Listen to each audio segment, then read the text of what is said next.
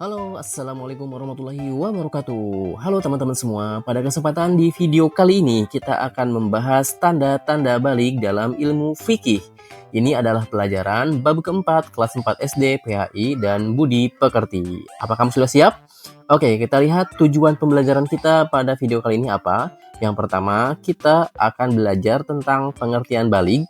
Yang kedua, tentang tanda-tanda balik menurut ilmu fikih. Dan yang ketiga, tentang tata cara mandi wajib dan larangan bagi yang berhadas besar. Oke, sudah siap?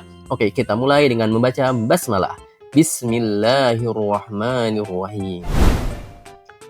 Oke, apa itu artinya balik? Secara bahasa, balik berarti sampai. Menurut istilah, balik ialah kedewasaan bagi seorang muslim.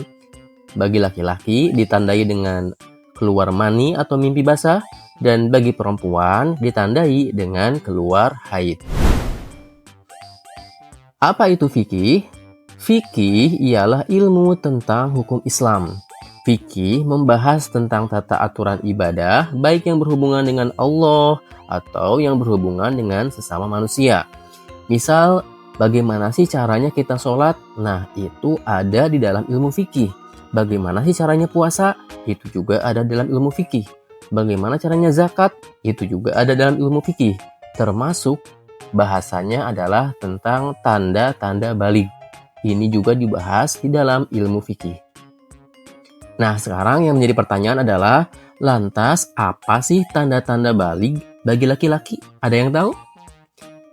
Tanda-tanda balik bagi laki-laki, yang pertama, mimpi basah. Ini rata-rata minimal usianya 9 tahun ya. Nah, jika sudah 9 tahun tapi belum mimpi basah, maka ada tanda yang kedua, yaitu mencapai usia 15 tahun. Maka pada saat laki-laki sudah mencapai usia 15 tahun, maka dia terkategori sebagai laki-laki yang sudah balik. Berikutnya, tanda-tanda balik bagi perempuan, yaitu haid minimal usia 9 tahun atau mencapai usia 15 tahun. Haid ini biasanya disebut juga dengan istilah menstruasi. Nah, lalu pada saat kita sudah mengalami haid ataupun sudah mengalami mimpi basah, lantas apa yang harus kita lakukan? Bagi laki-laki yang sudah mengalami mimpi basah, maka harus bersegera melaksanakan mandi wajib. Bagi perempuan, haid itu biasanya terjadi dari beberapa hari, sehingga menunggu sampai haidnya selesai, baru nanti akan diwajibkan melaksanakan mandi wajib. Nah, mandi wajib ini berbeda teman-teman dibandingkan dengan mandi biasa, karena ada caranya. Maka cara ini diatur di dalam ilmu fikih. Nah, bagaimana caranya? Yang pertama, kita mencuci kedua tangan terlebih dahulu. Setelah itu mencuci kelamin dengan tangan kiri, membersihkan tangan kiri dengan sabun, lalu berwudu dengan sempurna terlebih dahulu. Setelah itu membaca niat dan membasuh air ke seluruh tubuh, dimulai dari kepala dan mendahulukan yang kanan, baru yang kiri. Dan yang terakhir mencuci kaki, lalu kita berdoa keluar dari kamar mandi.